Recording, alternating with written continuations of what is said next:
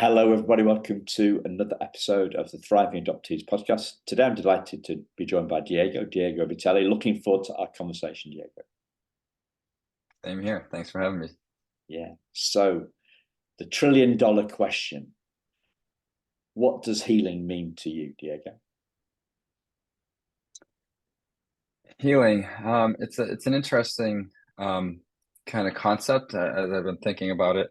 I know you asked that question of everybody, and I've listened to enough of your episodes to kind of hear other people's views, and I just have always struggled a little bit with it personally. I feel healing has this connotation of some end result, that we get to something where things are patched up or fixed, or people can move on. And in the context of I think talking about adoptees, I think it's a really complex thing to achieve. I not to say that some don't. I think some do. For me particular, and speaking of my own situation, I think it's a bit of a challenge because I have a lot of missing pieces around my adoptee identity that doesn't leave me feeling like I see healing as an end result type of thing, if that makes sense. Whereas I see it as a journey. I see things as a process and a chaotic mess, so to speak, and getting to a place of trying to figure out who we are. And maybe in that process you kind of get to feel better. I don't know if that's necessarily entirely healing. Yeah. Have you got a word that you prefer to use? Yeah, I think right now I'm in a phase of a lot of personal identity development growth, that is bringing more awareness into who I am or who I want to be, how I want to show up, kind of in the world. So I think more of that kind of personal growth kind of process. Yeah. So we had a fellow adoptee on the show last week called Tony Hines, and he talked about processing trauma rather than healing. He didn't like the process. He didn't like the healing word either, which is an interesting one. Mm. I, I I guess we're having these conversations to shine a light on it and talk about what it is. It gives us a framework to start. So you were talking about the missing pieces. So and you talked about identity development growth. So is this kind of really the missing pieces of the jigsaw in terms of heritage as a transracial adoptee? Is that what it's about, or is it about something else? What does it mean to you? That jigsaw thing came to my mind, but that might be completely the wrong metaphor. Yeah. No, I think it's definitely a huge component as a transracial, internationally adopted person. We start from a very disjointed place. I mean, let's talk about it from the analogy of a puzzle. Like, the puzzle is shattered, and some of the pieces go with you, and a lot of the pieces get left behind. And what pieces get brought with you are fragments of an understanding of something that was. And I think that has such a hard um, you know it's a hard lift mentally for transracially, internationally adopted people, that we spend so much of our life where we get here, in me in particular, getting to the United States, and just trying to survive. And survival is assimilating. And in my particular situation, assimilation was, the name of the game back in the early 80s, when I was adopted outside of Boston. And I lost my language within 9 months. I had my birthday changed again within that first year, and lost complete touch and connection to a culture that I had spent at least 4.5, 5-ish years in. Not that I remember a lot of it, but definitely had language and definitely had experiences within that culture. So all that gone, and I spent the next 25 years of my life, 30 years of my life, just being this persona that other people, I felt other people wanted me to be, because I felt like that's how I needed to be, and show up. And so when I talk about the missing pieces, it's the missing pieces of me. Who am I is really the biggest question at the end of the day. And how do I solve for that, with such limited information or limited pieces of the puzzle, at my disposal? Yeah. So to me, you just the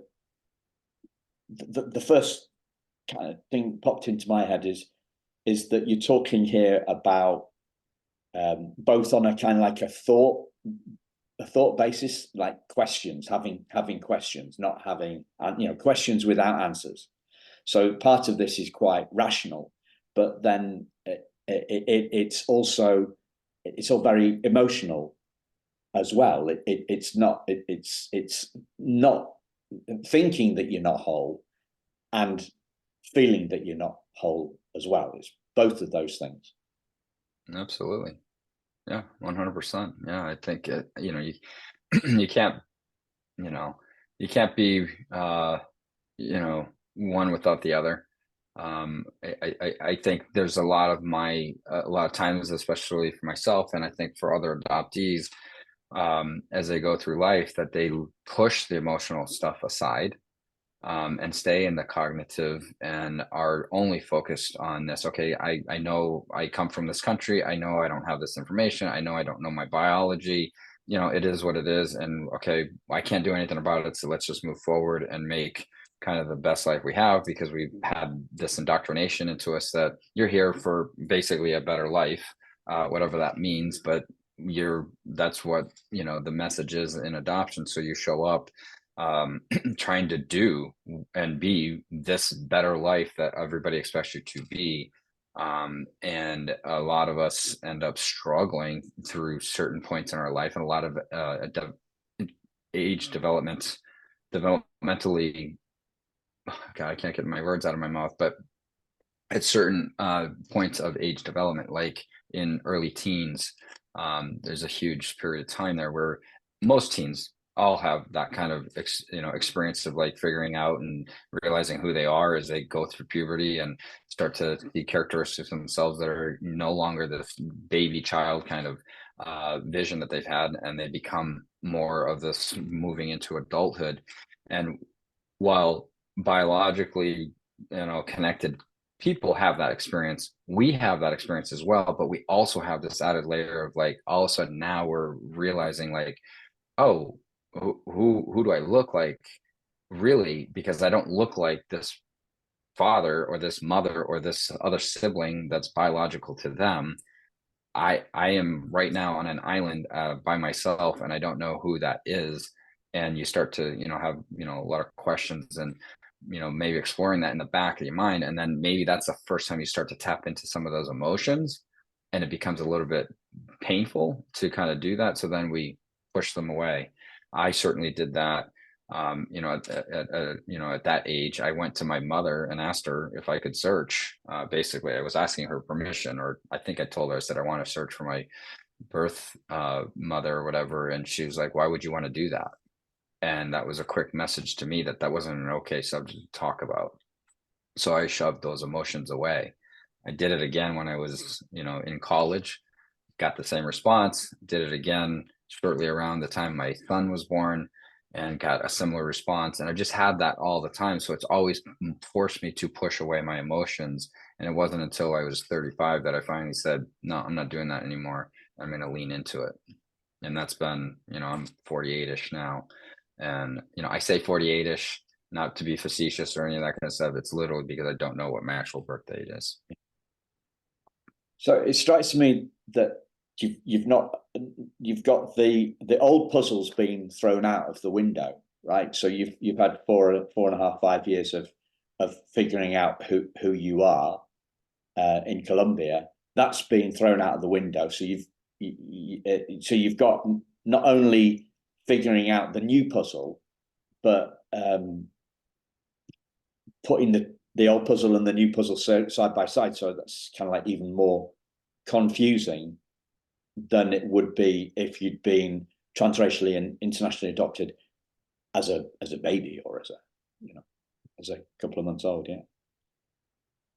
Yeah, I mean, it's it's one of those things. This puzzle analogy is kind of really apropos in the context of the puzzle that I had in Colombia got shattered, right? So that's the piece, those are the pieces you want to put back together to kind of create what is wholeness, right? But in coming to the United States, I have this other puzzle that actually got developed as a result, and they were completely different pieces that in a sense were fabricated um, because of where I was, and you had to just make do, and you make this other puzzle, but to try and integrate back, you can't make it whole. Not one way or another can you integrate those two to make it a whole puzzle, because the pieces are never going to fully fit. In some sense, as a united kind of puzzle, there's going to be separation somehow. You either separate the Colombian parts of you, or you separate the United States kind of persona that you developed in order to return back to this some semblance of this Colombian identity that that I personally want to connect with and be more aligned with, because that's who I think I am more at my core. And yet there's these other aspects that I've also developed, because that's just what happens when you grow up. You develop a sense of self through the experiences that you have as well. If that makes sense. I think so. So given the enormity of the challenge, is the healing piece, in inverted commas, right? We know we don't like that word, but we haven't got a better word for it at the moment. Is the healing piece really about being at peace with the unanswered questions, with the fractured? Is that what this is about? What? Because I can't see any peace with this stuff. I can't see any resolution. I was talking to a fellow adoptee just before today, and she was talking about resolution. Now, like me, she's a white kid adopted by white folks domestically, so she hasn't got that shattering that you had. So perhaps it's an easier thing. But she talked about resolution. So what does resolution fit better for you? Is this about at peace with the shattering of the puzzles? Where's the what does the resolution look like? Yeah, I think that's the thing. That's the tough part, is that there's we live in a very Western medicalized model of thinking, that there needs to be some sort of endpoint, fixing, solution, resolution, whatever that might be. And in medicine, you can have that. You can break a bone and you can get it fused back together, and it can, heal. And, through time, you'll have that strength in it. You can have ligaments that can tear, and you can put them back and connect them and rehab them and all those kinds of things. And it can help to heal the body, right? Some of those things don't come without scars. They in order to fix them, you have to cut in and create that. And so that spot will never be the same, right? And you can have some semblance of feeling like, oh, I'm healed underneath, but on the surface there's still a reminder that that's there. And so for me, as an adoptee, and trying to think of this as a healing process is really challenging, because it just has that connotation that something has to evolve or become something. And I don't know. I don't know, for me, at least for myself at this point in time, I don't necessarily feel that that's something that is there. What kind of comes into my mind is, and I don't like the word either, but it's the only one that's coming to mind. It might be something else that comes, is like, I'm afraid to say it because it's not the right word, but it's this idea of accepting that things are not okay, and not accepting that things are just the way they're going to be and you have to move on. It's accepting that they're not okay, giving ourselves the grace to lean into that and to not place undue expectations on ourselves to get to something.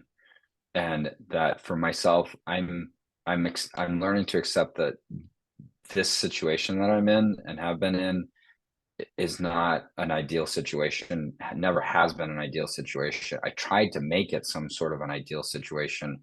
And now I'm realizing I was in such a performative state for so many years of my life that I got away from being able to be who I actually am and want to be, that now I'm coming back into that. And so I can accept that it's just a chaos, really, at the end of the day.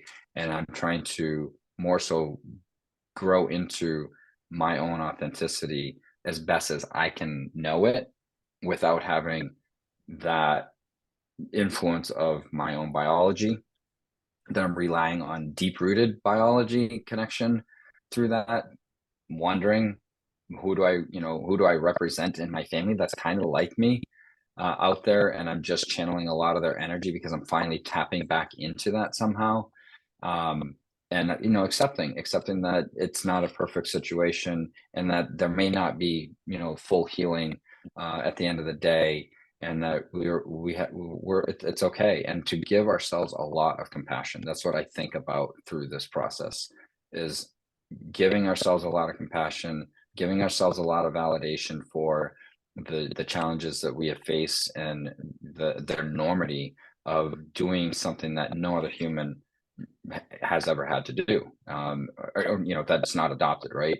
Us as adoptees are very unique, and from a human species, like it's just nothing like that. And yet it's not something that everybody talks about or acknowledges as being really challenging. It's just, we're expected to kind of fit into society and live as if we're like everybody else, and that's just not the reality. Yeah, yeah.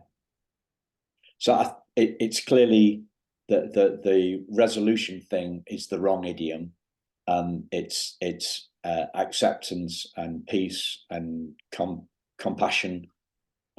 Being at peace. So this is perhaps a too dramatic a metaphor, but I don't know. It's the one that's popping into my head at the moment. It's being at peace with the war. Being at peace with the war. Being at peace with the war. So it is perhaps a little bit too dramatic.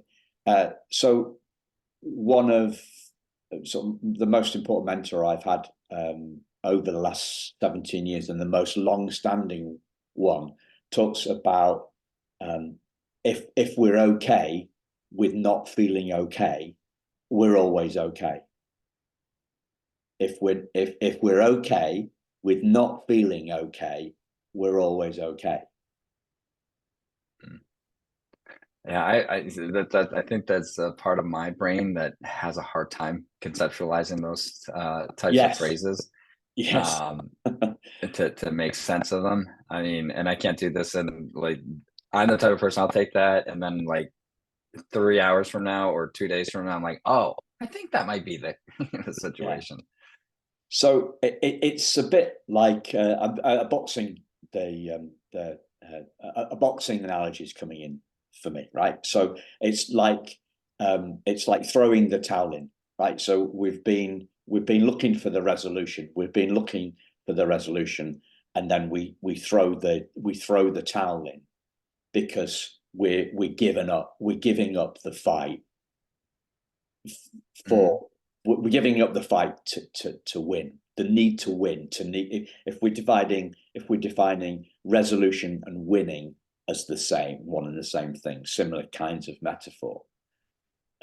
We're yeah, if it's like I'm it's accepting that I'm not gonna get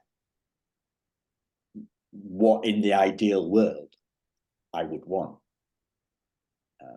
Yeah, see, I Changing would the push end back goal. against, yeah, I would push back on that just a little bit, because that's what I wanted to get away from, is that the Right. idea that I'm accepting that we're not gonna get the resolution. I'm accepting that there's a mess in Okay. this process. Great. Not accepting that there's just that there's like a, I don't know, from again, just these words just tend to pop into vernacular, and it's not the right situation here. But the idea of giving in to like a hopelessness, like I'm not talking about that. I'm talking about I'm talking about that there is a mess, and we have to accept that, and we don't know necessarily how to clean it up or make it right, because we likely haven't gotten the right supports. And I mean, the fact that we're just removed from our biology, let's just start there. That's just the basic thing. Like, it's never going to be a mess that you can clean up. Everybody wants it to go away, wants the mess to go away, and not it to be centered or identified as that, because that makes everybody else uncomfortable. And so while we are catering to everybody else not feeling uncomfortable in the process, we are having to sit with that mess inside ourselves every single day of our life, 24/7, and in heightened periods, and depending on what situations you find yourself in, where you're triggered because of what people say or environments that you're in, so on and so forth. So that we're carrying that mess around. And what I'm getting to, I think, is accepting that there's a mess, and accepting that I don't need to cater to other people out there anymore, and trying to make them feel like they don't have to have exposure to that mess. Um, you're going to be a part of it with me, regardless. And how do you want to sit in that with me? And a lot of people don't want to, and they say, "Oh God, that sounds like a lot. I'm going to let you go do your own thing," and then that leaves us a little bit more isolated in that process, and that can be hard and painful through that. And so I want to acknowledge that for adoptees, that secondary rejection.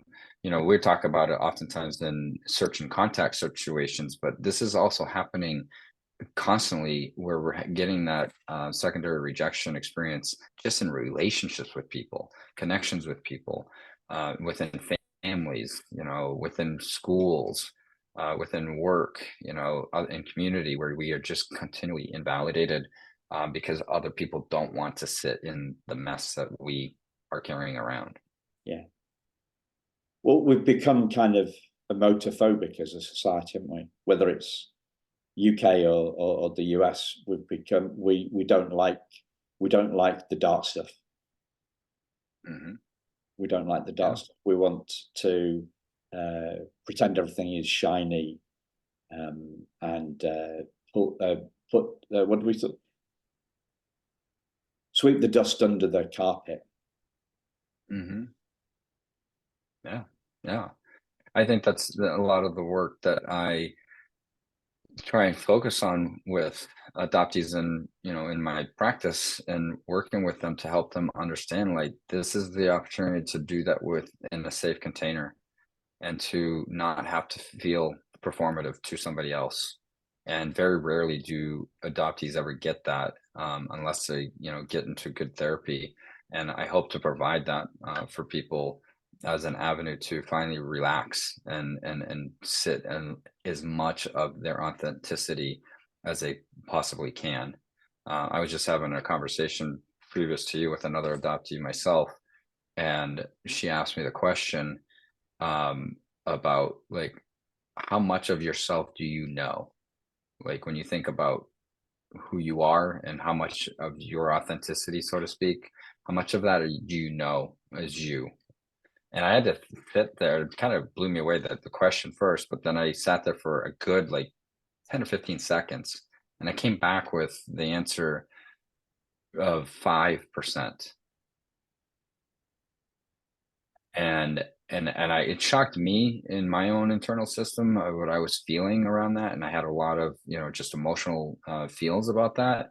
And I feel I'd be curious to know what other adoptees how they answer that question themselves, because I think that's the part of us that walks around this world just really not knowing who we are. And then when we finally start to tap into that and we offer that 5%, it's also not enough for other people. And it's not even enough for us, certainly, because we want obviously to be more. And I'm not saying that everybody else is 5%. I don't know. Let me ask that question to you. When you think about that for yourself, how much of yourself do you think you know? Well, for me, identity is awareness or consciousness. So there's that phrase where I use it quite a lot on the podcast, not so much recently, I don't think, but people say, it's a philosopher, French philosopher, said that we're not human beings having a spiritual experience. We're spiritual beings having a human experience. So I identify as that spiritual being, and there's only one spirit, right? I don't know if do these words, I might be a bit are these words making any sense to you, what I'm talking about? Yeah. So that's how I can. So I had this to make it a little bit more straightforward. I had this strange moment when I got when I saw I haven't got my original birth certificate, but I've got a document that says what I was named at birth, and it was David Anthony Flower. So as I read that piece of paper, maybe 8-9 years ago, something like that, I thought, oh, that's for me. I've had two names. And then I heard somebody a couple of years, and so it kind of stuck with me as a bit of curiosity. I didn't go to the next question. Well, which one am I? I didn't go there for some reason. But a few years later, it occurred to me, well,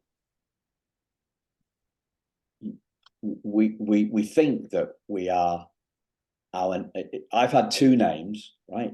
The truth never changes. So I've had two names, so I can't be either of those. Those are just labels that other people have given me. So I'm disidentifying in this conversation from my name. So I've not always been Simon Ben. I've not always been David Anthony Flower. So that's not who I am. I've not. Have I always been an adoptee? No, I haven't. I wasn't before I was adopted. I wasn't an adoptee, so that can't be who I am either, because that's changed. I'm a podcaster now, but I've only been a podcaster for like 3 years, so that can't be who I am. I'm a husband. Well, I've only been married, whatever, it's 25, 26 years, so that can't be who I am. I haven't always felt my trauma, and I don't always feel my trauma, so that can't be who I am. So it's left. So what am I? And I am space for all that to happen. I am the one that's aware of my thoughts and my feelings and my trauma. So I talk about this being. I am. Trauma is a toxic cocktail of shame, anger, and insecurity. But we're the cocktail glasses, not we're in the cocktail glass, not its content. So I'm identifying as consciousness, and can I put a percentage on that? no, I can't put a percentage on that, because it's the whole thing. It's infinite, is conscious. Sorry, that was a really long answer. Yeah, I mean, yeah, I think that's the unfortunate mental game, I guess. I don't want to call it a mental game necessarily, but the mental hurdles that we go through of trying to figure out what parts we accept of ourselves as being and not being. And anytime we get too close to thinking we're one thing, we're reminded we're actually not, and pull away from that and redirect. And so we never sit in this idea of wholeness, is kind of what I'm hearing from what you're talking about. Because any one of those things actually doesn't feel entirely authentic to who we are. They're things that have come into our existence because of who we are. Does that make sense? Yeah, but if I'm space for the world, I accept everything, and therefore I am whole. There's no, it's a bit far. It probably seems a bit far-fetched, which I wouldn't normally go this far, because it's a bit far-fetched for most people. Yeah, Might seem a bit super Zen master stuff. Well, yeah, I'm not into any particular religion, but this awareness stuff it's more like, yeah, space for the world. We're all space for the world. So I touched that space. I first felt that space reading a letter from my birth mother, and I'm feeling that space as my essence in some therapy, actually, at the moment. So it's not just a theory; it's an experience. It's like an embodied experience, and it's peace and space. It's space for the world. But yeah, it's almost, if I'm hearing this right, it almost feels like we have to dehumanize ourselves in order to really kind of not deal with the parts of us that are the reality of who we are. To the feel then, okay, if I can dehumanize my experience a bit, I can feel more whole and connected to who I am, because I'm just a part of everything. Well, the identity comes at different levels.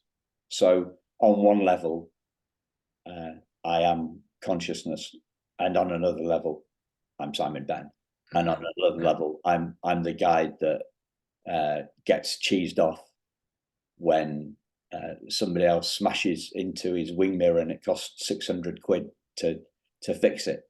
Do you know, it's a many layered thing, is identity, but I'm going right down to the essential. I'm looking at that at a different levels. So I'm looking at different levels. Is that where you go to feel more peace within yourself and feel healing? Is that what I'm hearing for you?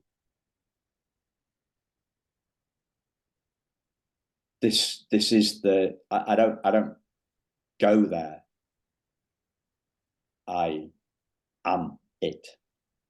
And you're embodying it through that. Well, it's so my favorite guy on this stuff is a guy called Rupert Spira. He says meditation isn't something we do; it's something that we are. We are. Mm-hmm. Yeah, I've heard that. So That's where we're going. That's where it's looking at identity, and you kind of you separate it all out, and then so through this netty approach. So I'm not this, I'm not that, I'm not that, and then you encompass it all, and we're encompassing it all. So there's two. It's stripping everything back and then putting it all together again for clarity on identity. And I think one of the reasons that I went down to share my stuff was, first of all, that you asked what percentage I feel, and also you talked about your own process of I think when I said the word healing, you talked about going through a process. You said identity development growth, and when I was thinking about that, I was thinking about the process that I've been through and I go through is I could call that identity development growth. Mm-hmm. Yeah, I can see that. Yeah. I can connect to that. What does it mean for you, Diego? What does that identity development growth? What does that mean to you? It's for myself, I think I have three relatively distinct identities that I sit in.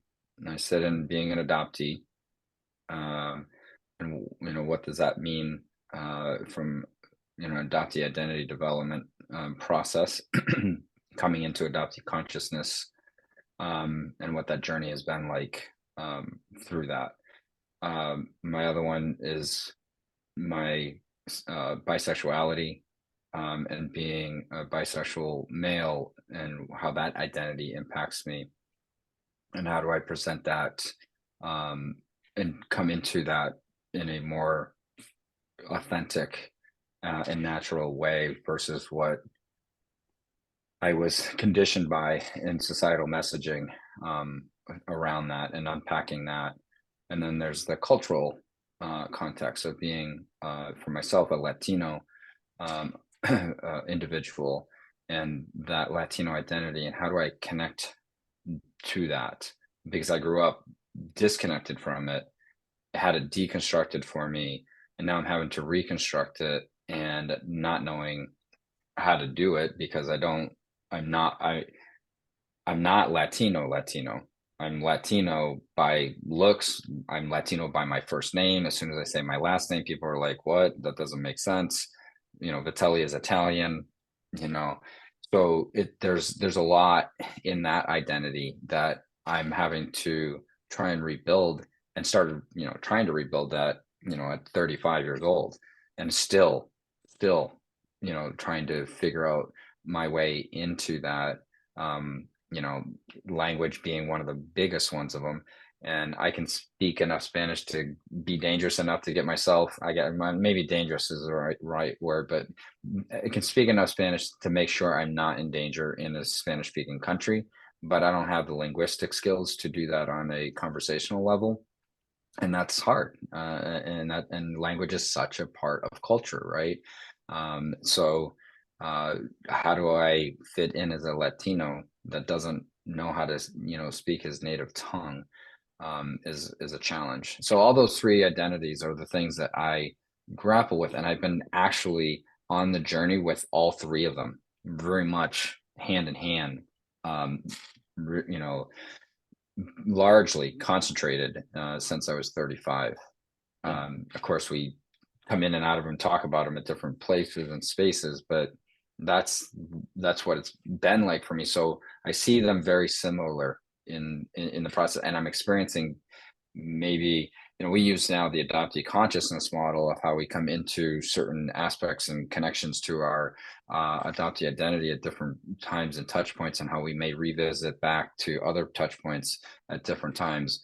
And I love that. I love that idea of that, because it doesn't feel like we have to have this linear kind of process to get to something, to an end result or whatever. We are just kind of being who we are, but gaining a little bit more understanding each time we kind of hit those touch points, maybe have a little bit more clarity about who we are and how can we integrate that differently into the next touch point that we come into. And so I use that very similarly through those other two identities as well. Yeah. So you there seem to be parallel tracks, are they? The three kind of parallel tracks, or you dipping in and out of? I'm experiencing the development of them at the same time, but they're not at the same pace. Each one of them is happening at different, like I would say I'm in like toddler, infant stage with my cultural identity.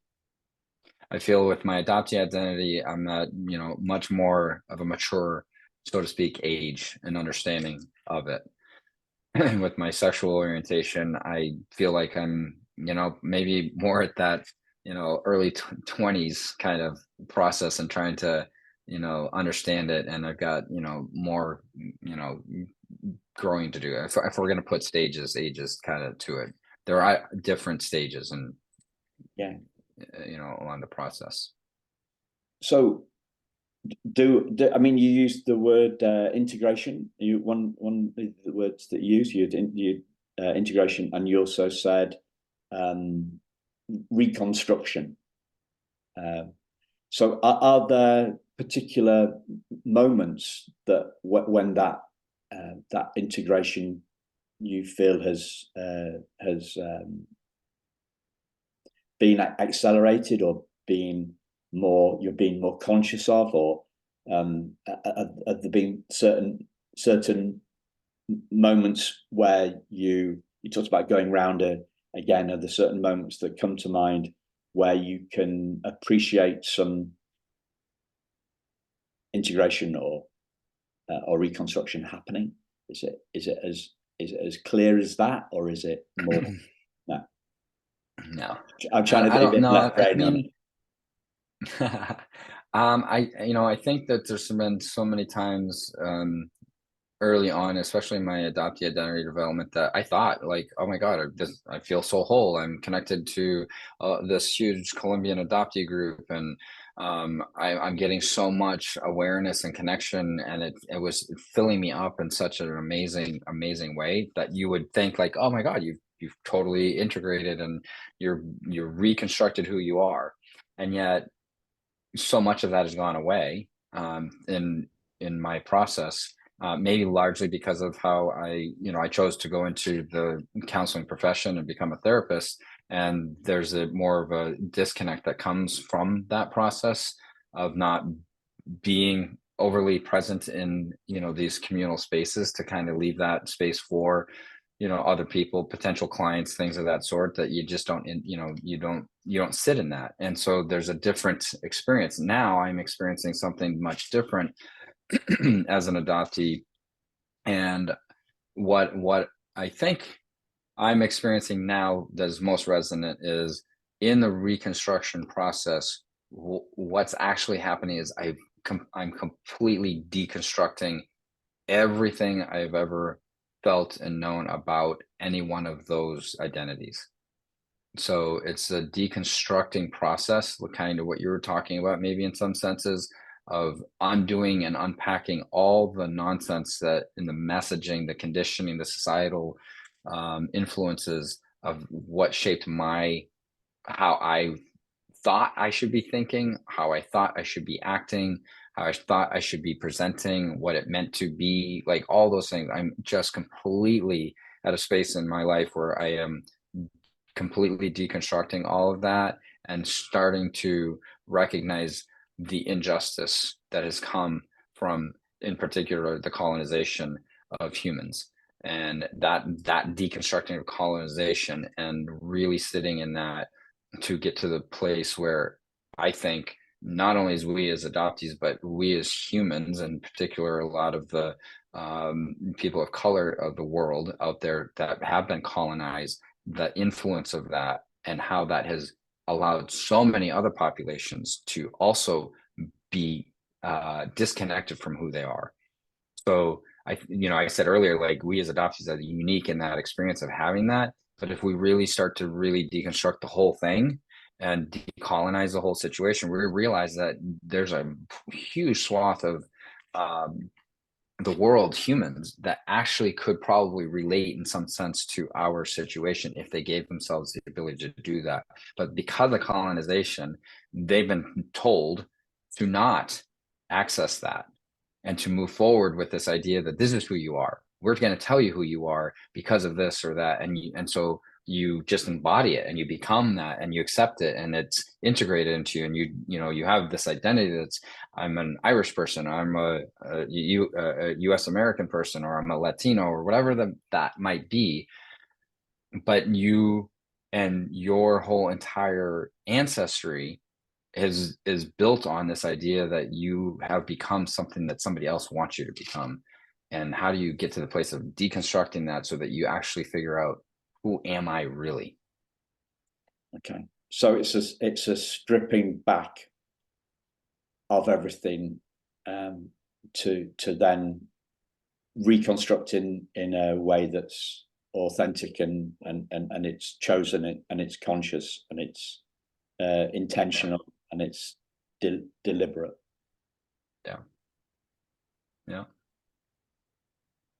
Yeah, so that you can start to feel like whenever you show up in a space that you can be you, and whatever that might be. And I think for me as an adoptee that doesn't know who I am, I'm creating me, right? I'm creating this kind of version of me, but I'm also kind of tapping into my core roots that are in me. They are there. They have been there.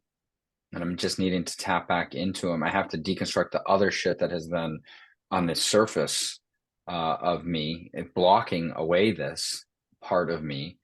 And as I can connect with this authentic part of who I am, then I can start to show up more in the world the way I truly want to, and not worry about what other people are thinking and so on and so forth. Now, that's not super easy. Like, that's a lot to do. And I find myself, like, I have massive social anxiety when I go out in certain places. And it's really hard for me to even allow myself to show up authentically in that, because I'm so still conditioned by so much of the pressures that I felt for so much of my life. So it's the goal, but it's not an easy process to get there.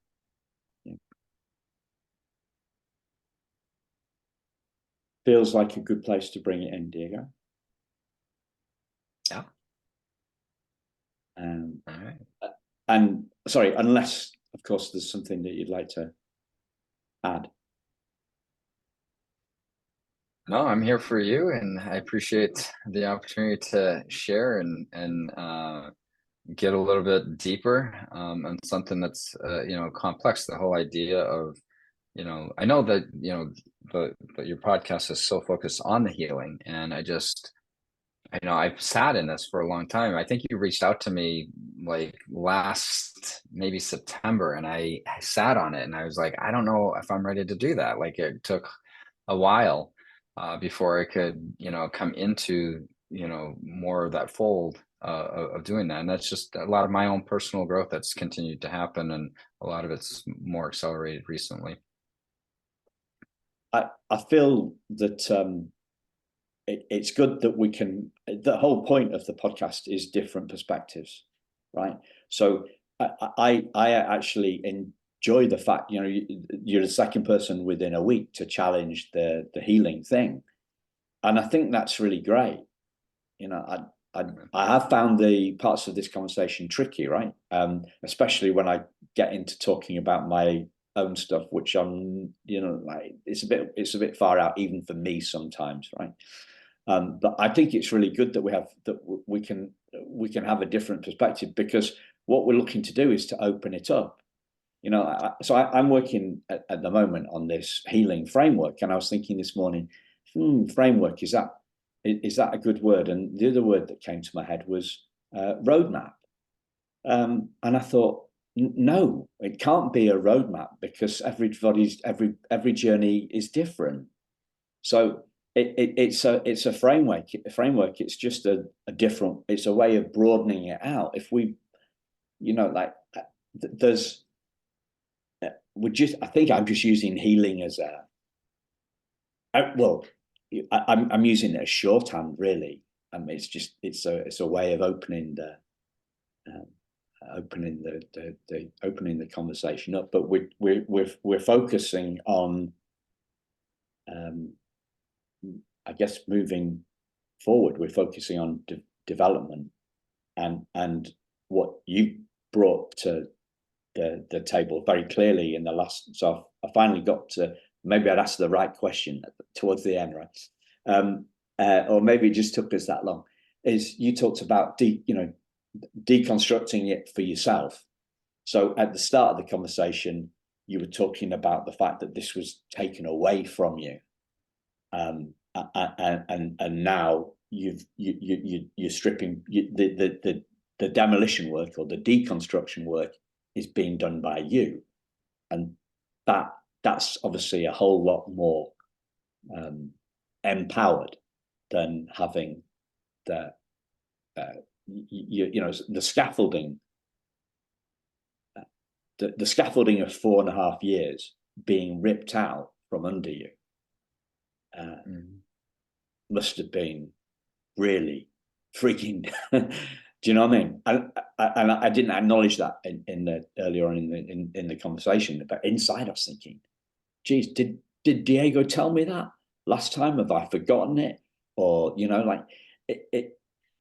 But deconstructing on your own terms feels it's got to be. It's got to be more.